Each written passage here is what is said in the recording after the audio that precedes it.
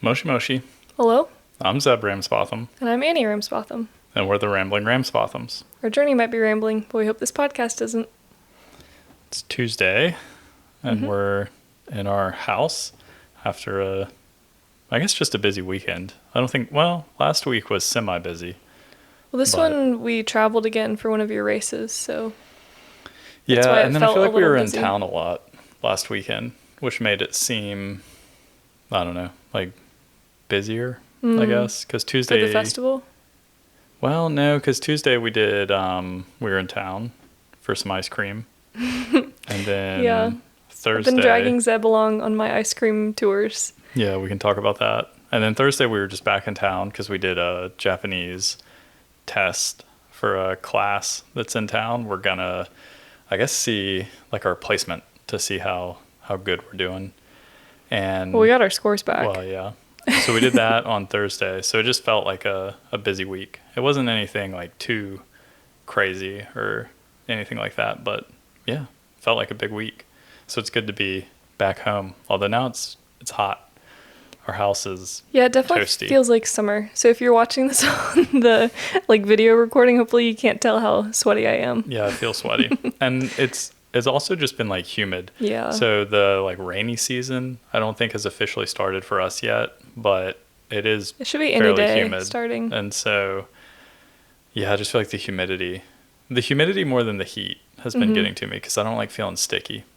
Yeah, Zeb's And- been running like the dehumidifier in our house constantly, so I like wake up with a dry throat. But It gets it down to like normal humidity. It's Yeah. not even anything crazy. no, I understand. I You're just I don't very know- like I don't know how to affect we gotta. it. You like come home and you're immediately like we gotta turn the dehumidifier Well, on. they don't use AC or anything in the teacher's room, so I'm in Yeah. the teacher's room with a bunch of other teachers, and everyone has computers on.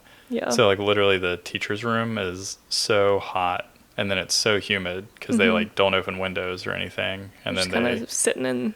yeah, it's the like a sweat stillness. box. You It's know what we pretty need? gross. Ice cream. Yeah, I'll probably get some today, Oh really? either before or after class. Without me? Yeah, maybe Oh my gosh. go to the convenience store, get a little cone. So I learned that Kanazawa is the ice cream capital of Japan. I don't know if other cities also claim this, but Probably, yeah. Kanazawa says that they eat the most ice cream like per capita with people. I don't know why, but It's just so hard for me. Yeah, I mean, I don't know guess, how they measure that, I guess. But Yeah. it is a claim, and seems I'm hard to measure. I'm here for it because I'd Because like Tokyo to. is like the biggest city in the world, and if you imagine everyone there eating ice cream, Oh well, if you're talking about purely quantity, then yeah, it would be the biggest area of Yeah. people. But I think it's like per amount of people. If you had Mhm. the same amount of people, the people in Kanazawa are eating more ice cream than the same amount of people elsewhere. yeah, we need to see this research. We Well, need to see I the just study. like feeling like I'm surrounded by like-minded people, so I'm gonna just go with it. But yeah, the ice cream capital, and because of that, I was taking Zeb around on a little personal tour of some ice cream places. We've only been to, I think, 3 so far. So Yeah, we kind of did 2 in 1, and then we did the tofu ice cream. here in Uchinada, there's something called the Milk Kingdom that they self-proclaim themselves to be the Milk Kingdom. I think it's because We don't know the Milk Kingdom of what, like Ishikawa, just or there's I don't know. in general, like all of Japan. We Well, don't I really think know. that it's just a fun title because outside of Kanazawa, there's a bunch of agricultural area out here, like in the Kahoku Lagoon space. And so if you bike through, like yesterday when I was biking, I noticed that the fields are full of watermelon, like baby watermelons. I don't know if you've That's noticed. interesting. No, but I haven't really been paying attention. There's out there. also one spot that you bike by, and there are a bunch of cows. And sometimes I see the cows. I don't know where they put the cows outside, but usually I just see them like standing in their barn because I guess I've it's only hot. ever seen them in the barn. I've never seen them Yeah, I don't like know. out in the field. But apparently those are the Milk Kingdom cows. And if you go to the ice cream stand that they have nearby, then that's one of the ice cream places that's on my to-do list. And the other one that is really close to here is Uno, I think. Oh no, now I've forgotten. Oh no. Oh no. Yeah. I said it. Onomachi. Oh no, I've forgotten. Oh no. but they have soy sauce flavored ice cream. So which I tried to get some when we were in Higashichaya, and Annie was like, "You can't get that right now." No, I didn't shoot you down. You shot it First down. of all, you were like, "We're gonna go get soy sauce ice cream a different day." yeah, I said if you can get it now, but then No, you're you just were gonna like, have "Don't." ice cream, soy sauce ice cream again. But the main thing is they literally didn't have it in the cabinet, like in the ice cream bar. You know how you can I point. felt very shut down in my ice cream decisions. The listener's probably gonna think I like just shoot down everything you say, but they literally didn't have the soy sauce ice cream. They just had the label for it. And Zeb's like, no, They had some in the back, I bet. I don't think so. Oh, Why? You think they were just making it fresh right there? Why wouldn't they put it? I think they were out, and that's why they took it away. Maybe. But anyway, so really, I just want Zeb to go with me to the soy sauce factory so we can get the real soy sauce flavored ice cream. Yeah, I don't know when we'll go, but But eventually. as for the ice cream we've already eaten, do you want to talk about those three? They're pretty good. I mean, I think the third one was my favorite. So we've been to 2 different tea districts. We went to, Nishichaya. Mm-hmm. And we got some tofu ice cream. Yeah, that was our very first stop. Yeah, and it was a little bit too much like frozen ice. Yeah, it was more sorbet texture than ice Yeah. cream texture. And So honestly, I thought the flavor was pretty good, and like it cooled me down, and it was nice. But I don't know if I would really call it ice cream. also, I was thinking it might be more soy milky kind of flavor because it's tofu ice cream, but it kind of tasted very vanilla-y. There wasn't a whole lot of like new flavor, I thought. It was good, I guess but thinking about tofu doesn't really have much of a flavor. no, I guess I begin just with. was like, oh, tofu ice cream. I've never had it. Like, this is going to be a whole new experience. And it wasn't like. I mean, it was a new experience, but yeah. So that was in Nishichaya, which I would go again purely for the atmosphere because Nishichaya is one of the 3 tea districts, but it's the farthest kind of out of the way. You have to walk across the the Asano River to get to it. And so it's a little out of the way of like the other tourist spots. Kind of, except I mean, it's really close to what they call in Kanazawa the Ninja Temple, Yeah, which is also in the that's Temple true. District. And so if you're coming to Kanazawa and you're looking on like Google Maps, you'll probably come across the Ninja Temple, which is really, it's just a temple. And apparently it had nothing to do with ninjas, but it has a few things that are kind of like secret passageways. Yeah, like and some trapdoor kind of things. Yeah, so they got onto some marketing and they started calling it the Ninja Temple, which And you can open we'd it. never been. No, but it's open for tours. So I'd like to go. Yeah, and it's in a neat temple district where we saw a bunch of kittens. So Yeah, that we was cool. did. There were some kittens in a parking lot that I sat there for like 20 minutes and watched them. Yeah.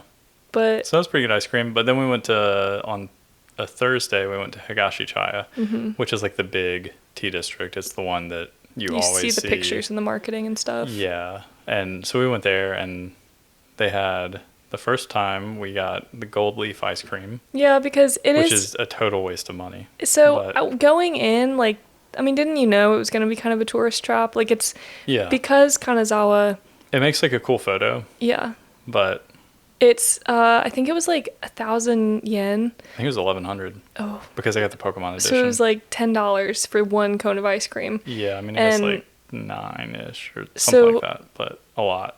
We got one to split, and Mm-hmm. I wouldn't get that again because it was just soft serve ice cream in a cone. With the whole thing was that it had a gold leaf sheet on it.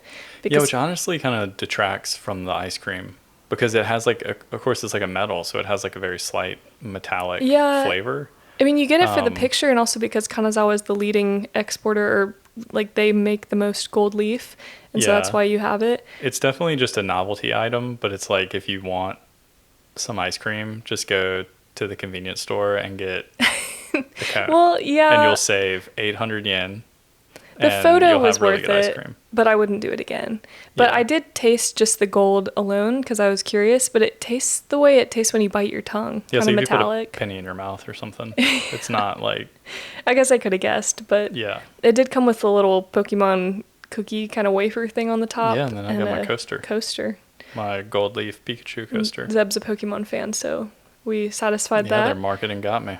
And then we walked right across the street to a different ice cream place, and I would go there again because it was half the price. Yeah, because I thought that one was like a legitimate ice cream place. Like they had a variety of flavors, and I think in the Gold Leaf place, it was you just got a vanilla cone. The Gold Leaf place, it was like a souvenir shop, bought a soft serve machine. Yeah. To for photo shoots, which is fine. Yeah. And you could get like a little video. The lady like puts the Gold Leaf on there, and it's cool. But across the street, they had more flavors, and they had Gold Leaf.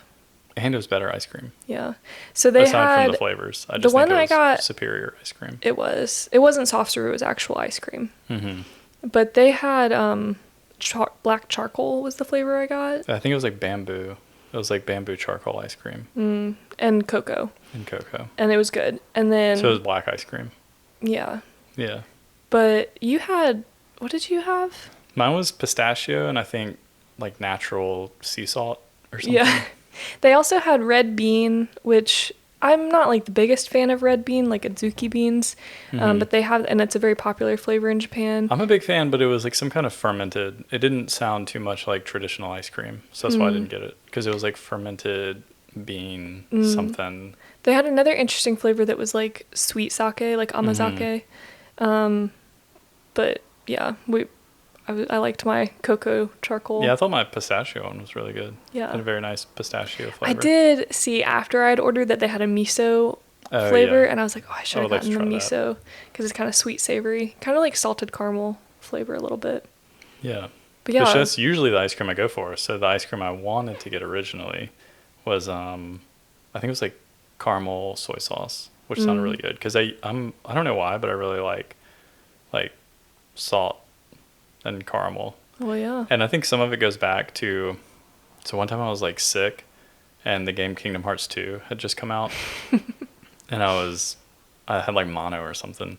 So it was like really dumb. I had a fever, but I didn't really feel bad, but I couldn't go to school. So I got to stay at home. It's the best kind of being sick. Yeah, when that game released, and I just played it so much. And right in the beginning, there's like a big, for some reason they keep talking about sea salt ice cream. And I feel like in America, you don't really see sea salt ice cream. Not like plain sea salt. Yeah, but now it's just in my head that that's like the pinnacle of ice cream. So whenever I see, and also I just really like salt. So whenever I see a salty ice cream, I usually go for that. And usually in America, the only salty ice cream we have is salted caramel. So that's usually what I get back home. Yeah. If in Japan they have, if you come, they have a salty lychee drink, and it's really good. Yeah. So that's kind of an ongoing thing that we're going to do. There's a couple other ice cream places in Kanazawa that I want to visit, like some chestnut ice cream. Like a YouTube video or something, right? Is that your probably goal? The goal. Yeah. Rank them all. Also, I know it's not ice cream, but kakigori is shaved ice, and there's a lot of kakigori places around here. And those I'm going to go to solo, or maybe I'll get a friend to come with me, but Zeb's not the biggest ice fan, which I understand. It's different than I like ice cream, and I just feel like if I'm going to pay money. I mean, because it's just ice and sugar and a little bit of flavoring. It's far better than a snow cone, though. A snow cone truly, in America, it's like just a shaved ice chunk with like syrup pumped on it. And this one is very close, but they do have actual fruit in it, and a lot of times they'll put whipped cream on top, at least the pictures I've seen. So it's more stuff than a snow cone. I mean, if it's really hot, I think maybe shaved ice I would go for some shaved ice, but most of the time I'd just rather have ice cream. Well, maybe we'll go taste some and then you can know definitively. Oh, I know. Yeah. Well, the next one that I want to eat at is I want to find some black sesame ice cream. That's my new favorite flavor. But yeah, enough about ice cream. Well, I could talk about ice cream forever, but... Probably. On a less happy note, test results were returned to us. I'm not unhappy with it. No, I'm not unhappy. I just had high expectations for myself. Oh, I had very low expectations. Oh, okay. So I was like moderately pleased with my result. Because also I think it's one of those tests that's like a placement test. So they give it to everyone that comes in. Maybe, but it wasn't that hard. They're not going to give... So no, I think some of the questions were pretty hard. The test that we're talking about is we took a language placement test so that we can enter some Japanese classes that are in town. And you pay for it by term, which is, I think it's like a 5-week term. I think it's 4 weeks. Okay, so it's 4 weeks, but it's twice a week. So 8 classes, and it's 5,000 yen. So what's that, like $45 for 8 classes? Yeah, it's really affordable. Yeah, and it's a group class, but it's a small group. And you have a teacher and you sit in the like classroom style, so it's pretty organized, which is kind of what I need because the self-study works, but I only have so much discipline. So I need to go have a teacher kind of like ask me some questions and teach me some grammar more than... Yeah, I mean, it puts a little extra added pressure. So we're taking these in Kanazawa, they have an international center, and they offer a lot of different services for international people. They have like some lawyer services, some translation services. Like they even have a thing where you can do a 3-way call. So if you need to make a phone call but you can't speak Japanese, you can call them and they'll call. Yeah, it's like a conference call. Yeah. And there will be a person in the call with you that's from the center that's fluent. Yeah, which is very nice that they offer translate. that. Yeah. I wonder if that's in America. I mean, I always think about how hard it would be to come to America and not speak English, but people have been very friendly to us here. But yeah, but they offer classes, and I guess you can either just start like at the basic level 1, and it goes all the way up to level 6. But they're not offering like 4, 5, and 6 right now. I think it was just like 1, 2, and 3. So we went and just took the test to like see where we would place.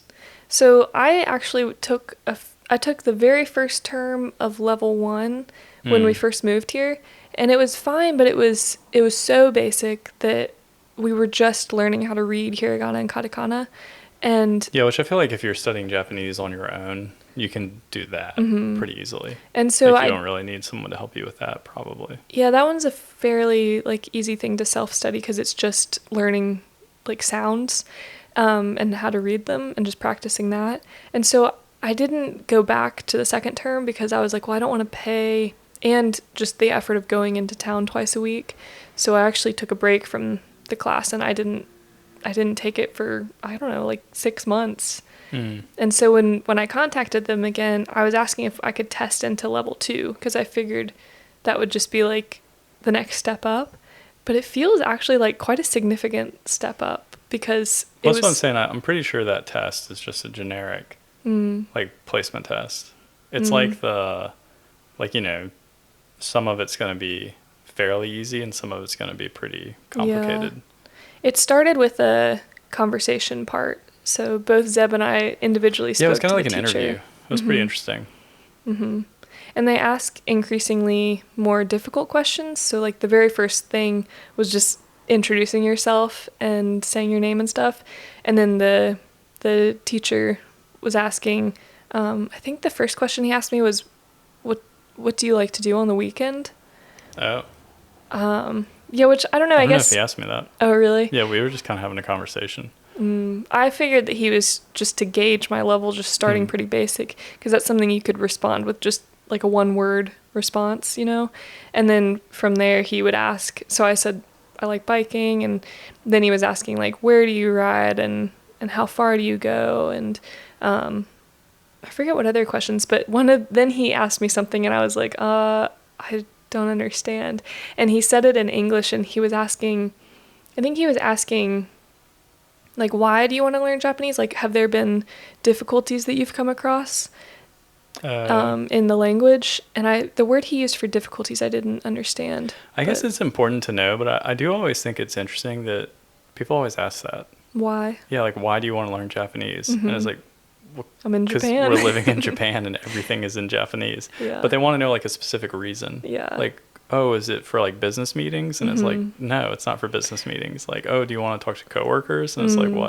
in general, I would like to talk to anyone. Like, I guess it does kind of shape like the way you would teach, because for example, one class that we were in, they were teaching using a book that's called like Everyday Japanese, and it's very loose on the grammar. It's like purely just to get you started talking casually.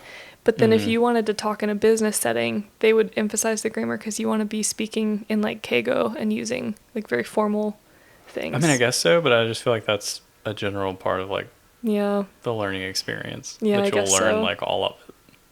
Yeah, I don't know. Because I feel like Japanese is kind of that way, that you have to learn all of it to, yeah, I don't know. It's just interesting. But Well, I did feel like pretty good about the conversation because I was at least able to talk to him. It wasn't great, but I could at least have a conversation all in Japanese. yeah.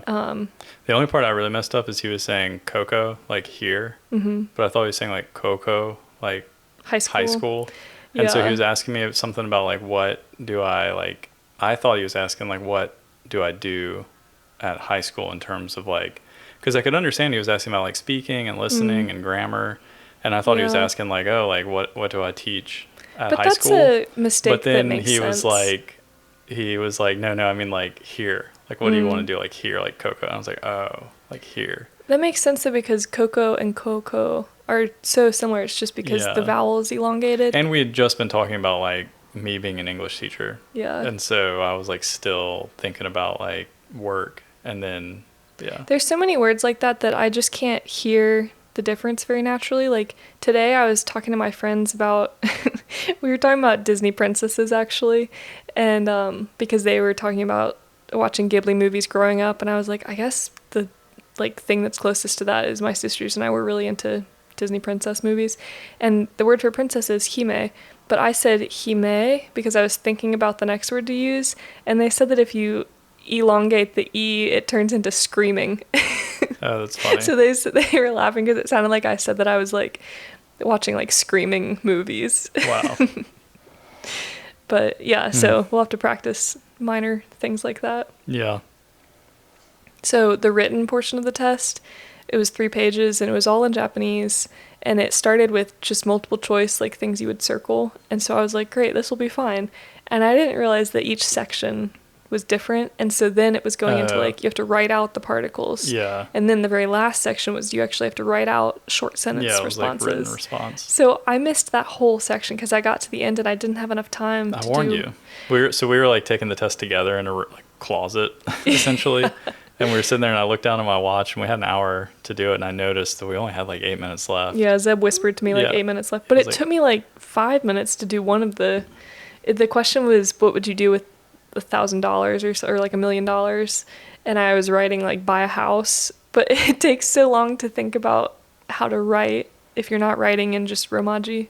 Yeah, because I don't write a lot, so every time I was having like I can read hiragana and katakana, but every time I was having to write it for like a to lot recall of them, the symbol, I would have to like flip back through the test and like look for the symbol, and I'd be like, okay, there it is. Yeah, like, it's so weird how brains work like that. Yeah, because I can read it, so why can't I remember it to write it? Because I know that my brain knows what it is, but when I go to write it, it's like, sorry, you don't know what that is. Yeah, I need to practice writing more.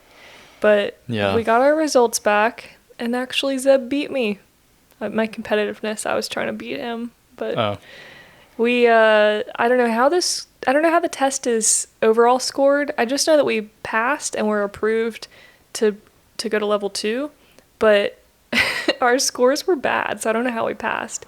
Mine was I'm saying. That's why I think it was just a generic placement test. It's probably like, oh, if you only get 20 points, you're level 1. Like if you get between 20 and like 40, maybe you're level 2, and then maybe if you get between like 40 or like you get like around 60, maybe you're level 3. So I think I got 48.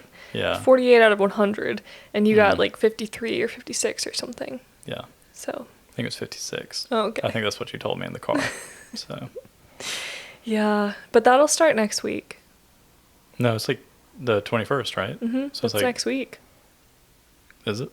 Well, today's the 13th. Oh, yeah. So it happens fast. I know. I don't know where June went. I know, it's kind of scary. But luckily at work, I guess it's summer, so it's hot, but at work it is. Well, we talked about it last episode about Cool Biz. Yeah. So I did double check at my school, and I asked them, hey, is it Cool Biz now? And one of the teachers did let me know that it is indeed Cool Biz time. Oh, goodness. So for the first time, I wore a short sleeve shirt. I mean, it's a collared shirt. Not just with, like, a short sleeve shirt, but like a plaid, like a checkered kind of. Yeah, because I'd seen other teachers, they've been wearing like checkered plaid shirts, but usually the pattern, it's like checkered, but it's like very muted. Mm. Yeah, like it's not, the colors aren't vivid. Yeah, as long as it's like a collared button down. Yeah, but the only shirts that I own are pretty Yeah, when you vivid. wore it to the high school that first day, I was like, okay.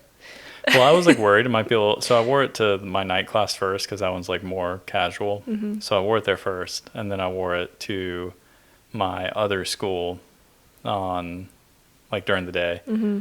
And I was a little worried, but one of the teachers they said something about it, but they were like, "Oh, it's cool." And I was like, "Oh, I was worried that like it was just going to be too much." And he was like, "No, I think it's too cool." He was like, "I think it's okay." He's like, "I think it's fine." That's good. And I was like, "Oh, okay, good," because I was a little worried.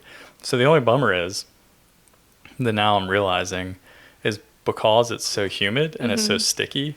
Like I almost need a long sleeve shirt because it drives me crazy when I'm sitting at my desk and like if I put my arms, like on an armrest on the desk, like I can feel the stickiness.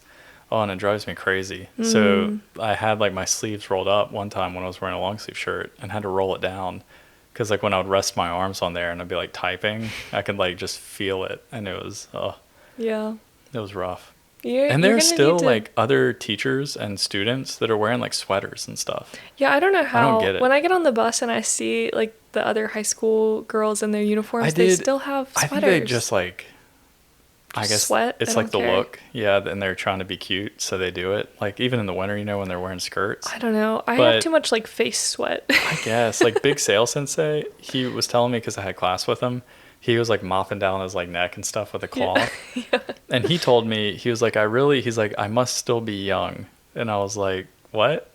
And he was like, well, he's like, I always thought that when I got old, I would just be wearing like long sleeves and I would stop sweating. Because he was joking about how you see like elderly Japanese people and they're totally, completely covered up and just like, you can't see any skin. And so he was kind of joking about that. He was like, I guess I must still be young. Because like, I thought when I got old, I would just stop feeling the temperature as much.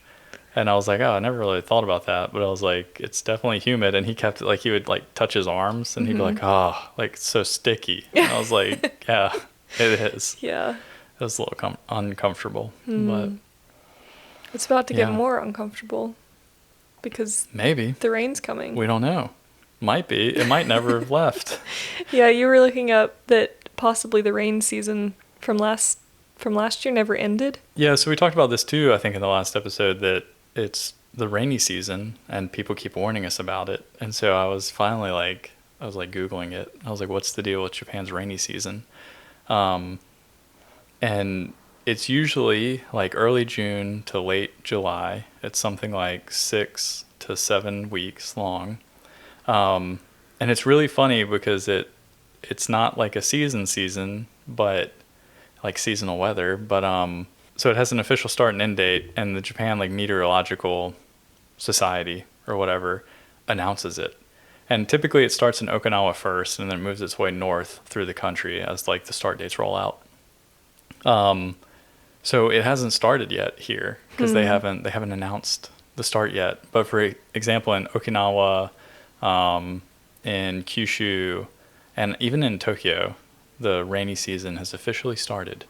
And then they will declare an end date when it's over, which is how I found out that last year they never declared an end date for the rainy season in the Hokuriku region, which is where we are. That's so strange. So technically we're still in it. It just never ended.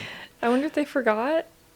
I mean, I guess there must be like a distinct like weather like distinction that happens where they can be like, oh, okay, like the precipitation's dropped, now it's the rainy just season's summer. over. Yeah, I guess. But yeah, they never announced an end to the rainy season. Still in it. It never ends. Yeah, but it's something like so for example, on June 8th, it was announced that it had officially started in the Kanto Koshin region, including Tokyo, but it started in Kyushu, Shikoku, and some other regions May 29th. And the average starting date is June 11th for our region. Well, we're blowed right by that. Yeah, but in 2022, it started June 6th and then never ended. So I don't know. It's perpetual rain. Yeah. Today is nice, though. It's not... There's just blue sky today, which is good. Yeah. But on Sunday, that was a little sneak peek of rain season. Yeah, unfortunately on Sunday it was rainy, and this was the weekend that we were in Gunma again at the Cycle Sports Center, the Gunma CSC. One of your races. Yeah, for another race, which I was doing both days, and Saturday actually went really well. Yeah. That was like a really good day. And the weather of bike was riding. good. Yeah, and we had good weather.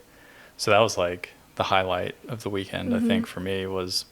Yeah, you got 28th. Got points and everything. Yeah, out of 33 finishers. Well... There was something like 60 people that started, but half the field DNF'd. Because it was a really hard day, and it's the classic, like, if you get dropped, you're going to get lapped, so they pull you. So, yeah. Yeah, so, I mean, you finished with the lead group. Yeah, and it was a long one. Yeah. I think it was 120 kilometers, which is only like 60 miles, 65 miles, But or it something took like that. 2.5 hours or something. It was probably a little under 3. So maybe it was like 65 miles or something like that, a little under 3 hours. Yeah.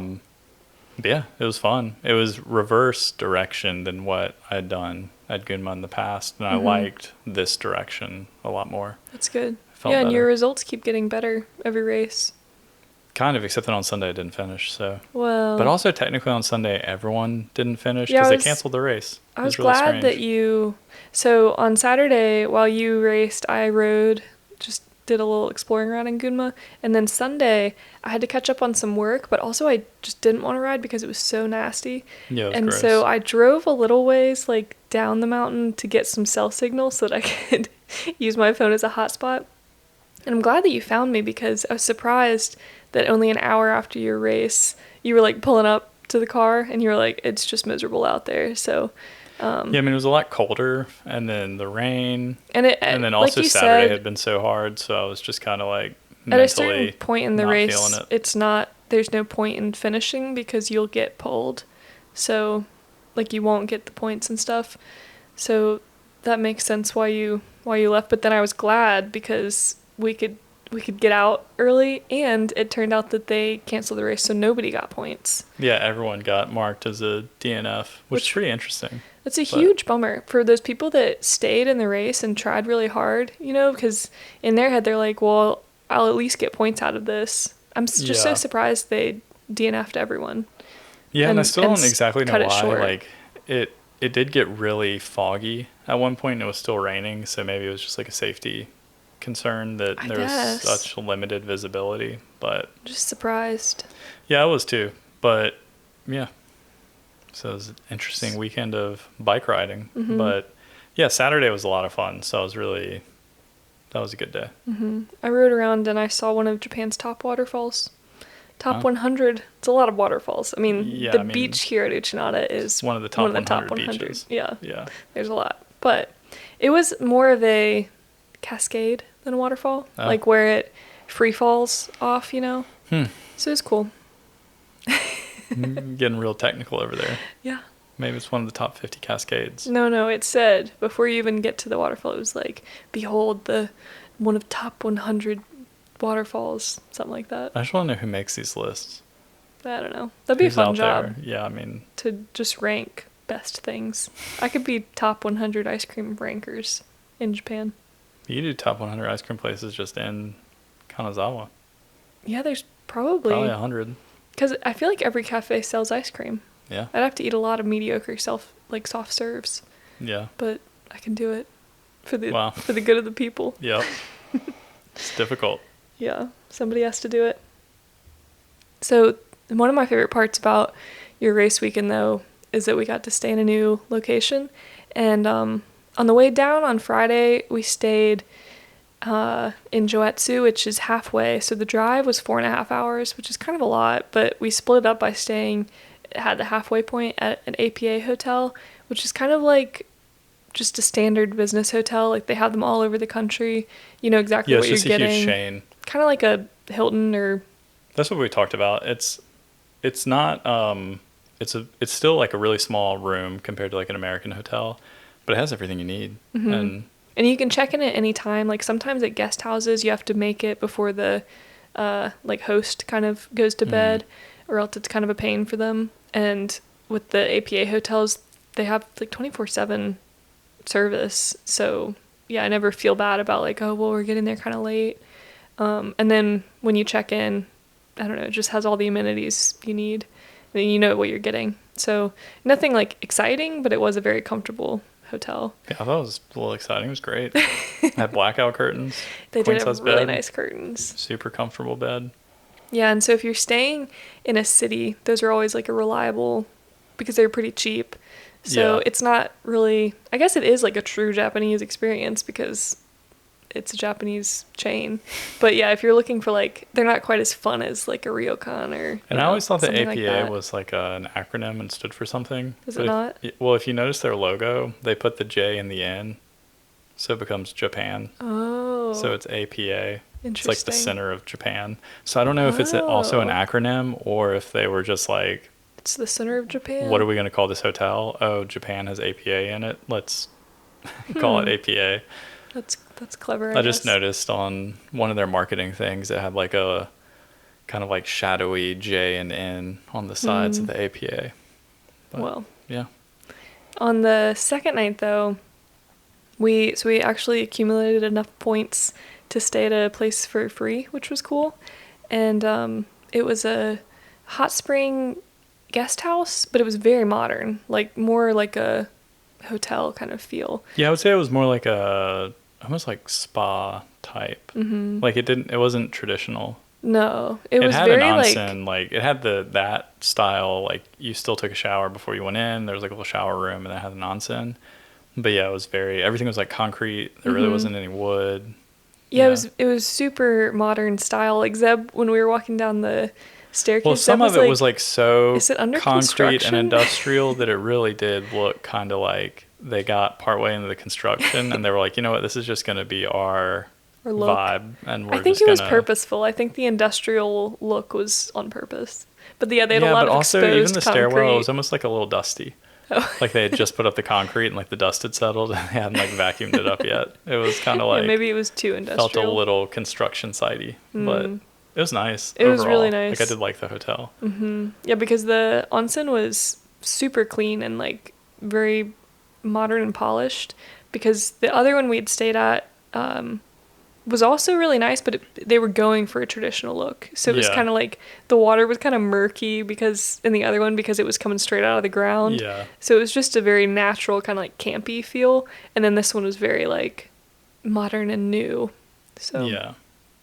But the cool part about that, so that area is the Shima Onsen, not Shin. So the maybe most famous part about Shima is this bathhouse that they say is 300 years old, about 300 years, which is really old, and older than America. Yeah. And it's the oldest wooden onsen building in Japan. Is that right?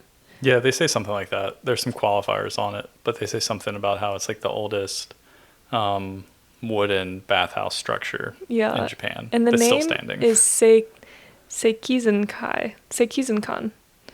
And the other cool thing about Sekizenkan, I'm probably putting the emphasis wrong, but they have a red bridge that crosses a little river before you get to the actual building. And some people say that has inspired the red bridge that's in Spirited Away that Chihiro has to cross to get to the bathhouse. Mm-hmm. There are probably other onsen. Yeah, I'm sure that have a red bridge. Yeah, a ton of them out there. But this one, it was really because pretty. Because it's so old and it was scenic and famous, people say this is the one that inspired that bridge. Yeah, it was cool. We didn't stay there, but we got to walk around and check it out. It's just that whole little onsen area felt very. Just like back in time. Mm-hmm. Like a lot of places in Japan have that feeling, but this one had it kind of like to another level. That bathhouse is like very Taisho era, and then it's also, I guess, 300 years ago, it was very vogue to have Roman style bath look. Yeah, which I think is just so interesting that I guess Japanese bathhouses were so traditional already and so old already, and then someone found out about Roman bathhouses, and they were like, oh, we should try and make our bathhouses look a little Roman. Well, yeah, I mean, the grass is always greener. You always want to like look like something else, or I guess. Yeah. But yeah, so it has arched windows and does kind of look less Japanese, I guess. On the because bottom. they were on. But yeah. then the top was like very Japanese. Yes, But then when very- you looked at the bottom of the building, you were like, oh, it looks, a little because Euro. they were going for more of a European style, which is interesting. Mm-hmm. But really, I mean, it was really the river that kind of flowed through that little area that made it like. And especially because Super it was cool. that rainy day and the hot water, the natural hot water was steaming up and the Yeah. rain was kind of cloudy. It was So very everything, atmospheric. yeah, very mysterious. Yeah. And just the town itself had some neat little like alleyways to walk through. And it just has a neat feel because there's nothing else back there. So it's like a road that you drive back to get to where we stayed.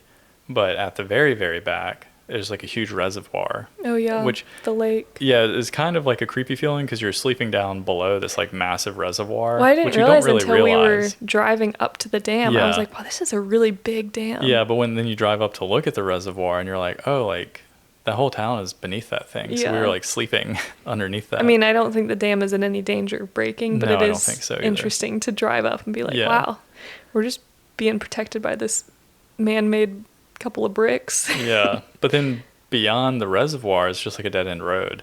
And so it's just kind of a neat feeling because it has that kind of like secluded, like, oh, like back in time kind of feeling. Yeah, and for That's whatever just neat. reason, the lake is very blue-green. Mhm. Like, some people say it's the, like, algae that's in the lake or something. Some people say it's the way the sun hits it, which I don't think Yeah, that's wouldn't- it because... the sun hits water everywhere. I don't know. And it was very blue-green on a Yeah. very rainy day, so... That's true, yeah. It was, I don't know if it's, like, minerals or what, but it was pretty wild looking. Yeah, it was really beautiful. And apparently Shima means... the Shima Onsen name means 40,000 onsen. Like, shi, 4, and then mon, 40,000.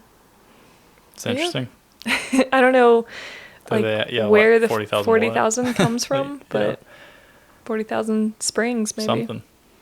So Yeah. that was our Gunma weekend. Yeah, I so it mean, was fun because the race was so late on Sunday that we had plenty of time Sunday morning to kind of just hang out in the area and explore like where we had stayed. So that part was really cool. Mm-hmm.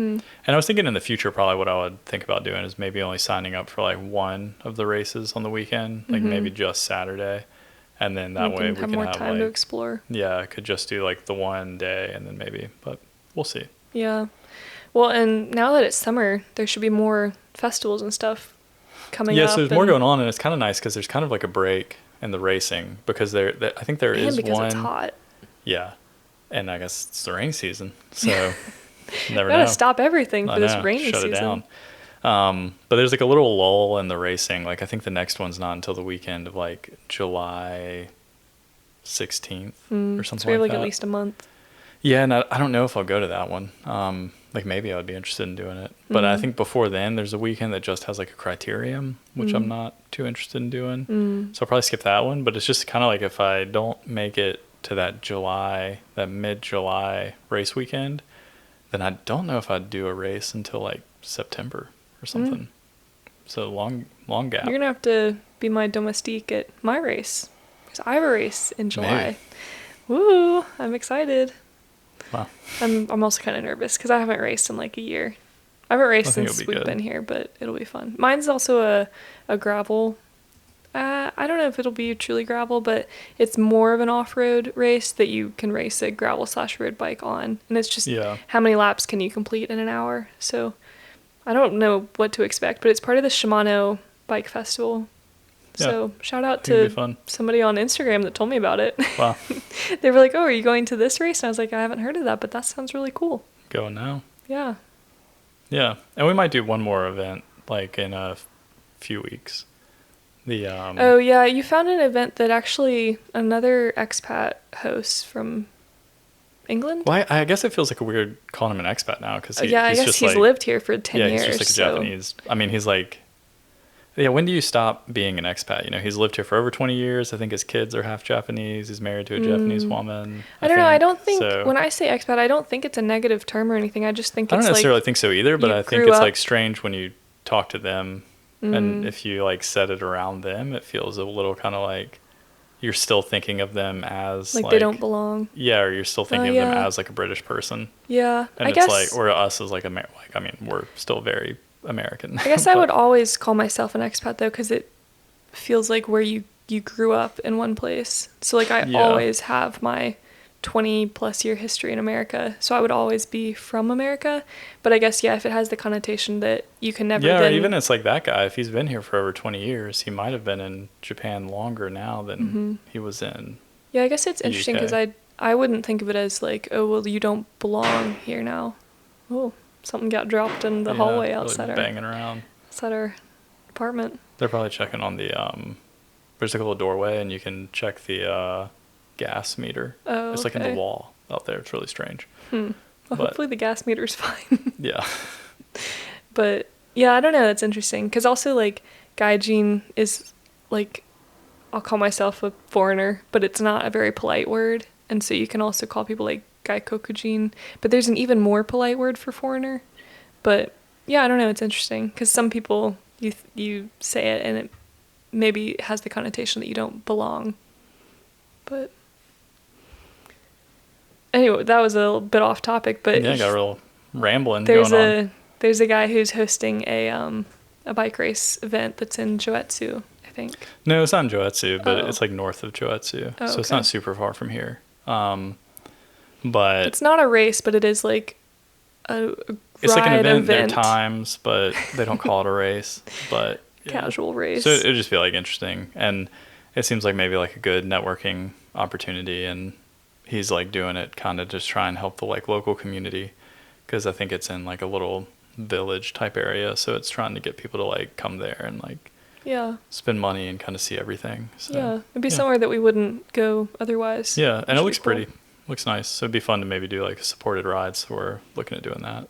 But meet some other bike people. I want to meet some female cyclists. Wow. I want some friends to. Well, you start messaging people on Strava. You need to put yourself out there. I don't know if I'm gonna be so. That seems a little intense to DM people, but that's what I did. That's how I got involved with those local guys here. Oh yeah, maybe I should, but it seems a little weird to be like, hey, you want to ride bikes together?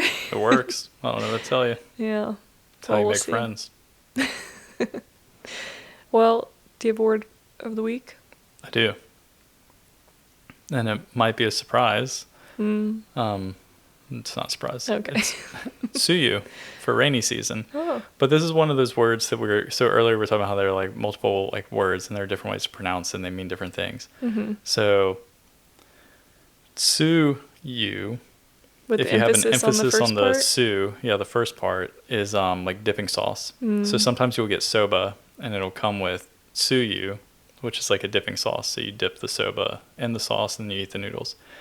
If you put the emphasis on the yu, so like tsuyu, it's the rainy season.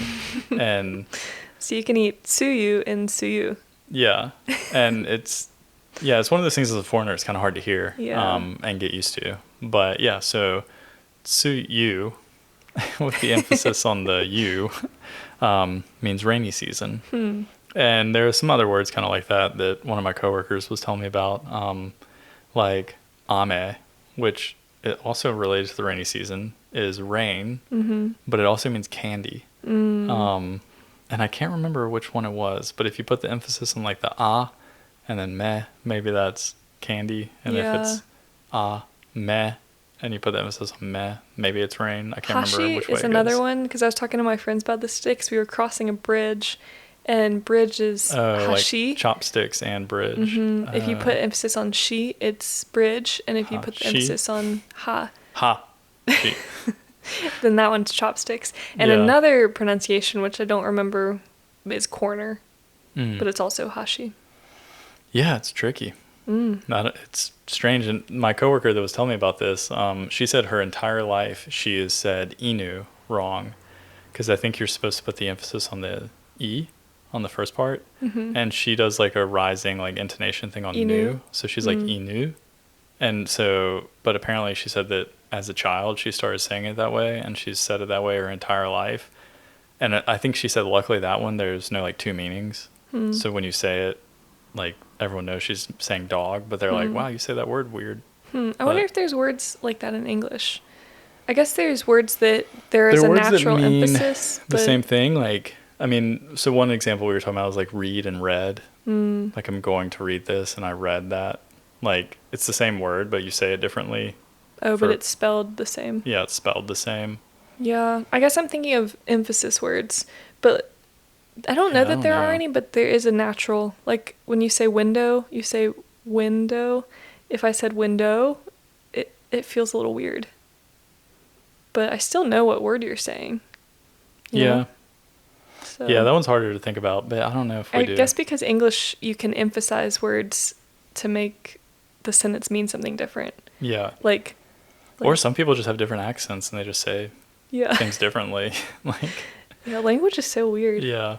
But it is funny in Japanese because there's the right and the wrong way. And so, Tsuyu is the rainy season.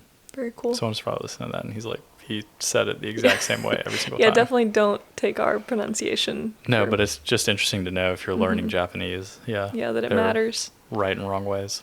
Well, my word is kurogoma, Oh. which is black sesame. Because earlier, kuro black. Yeah, kuro is black and goma is sesame. But goma is written in katakana for some reason, so I'll have to look up like what that's borrowed from. But yeah, black sesame. And that's my word because that's the ice cream flavor that I had for the first time in Japan, and I really like it. It's kind of like peanut butter. Yeah, but why is black sesame not just sesame? There are different kinds of sesame seeds. Oh, they're actually different? Mm-hmm. Like black sesame is not just sesame? No. Oh. I mean, it is sesame, but it's specifically the black one. I mean, I'm sure you could make just regular sesame ice cream, but for whatever reason, every time I've had sesame ice cream, it is black. Like the color is grayish. And like if you think of a classic American hamburger bun with the white sesame seeds. Oh yeah. Like they have those sesame seeds and they'll grind those and you can buy white sesame powder for cooking and stuff here.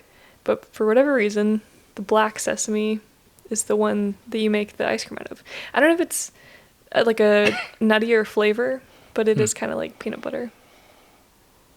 Fascinating. I'm going to have to go look up some sesame. Listen, it's delicious. I'll have to try it. So, yeah, well, I think that's enough rambling for this week. Yeah, because I'm sweaty. I lifted up my shirt and I was like, dang, I'm gross. It's hot sitting in here. Yeah, next week my word of the week's going to need to be sweat. Yeah, it's hot. It's rough in here. We're going to have to get like a little... I don't know. We'll just open up all the windows. We've been cheap. Start recording the podcast early in the morning. Yeah, we've been cheap and we haven't turned on our AC yet, so we'll see how long we can last. I'm hoping we can make it like all the way through June, but we'll see. Oh, I think we can. We have to. All right. For our wallet's sake. Let's find out. We'll update you. Yeah. Well, I'm sure everyone will be waiting to hear it. I'm sure. All right. All right. Well, thanks for listening. Thanks for listening. Bye. Bye.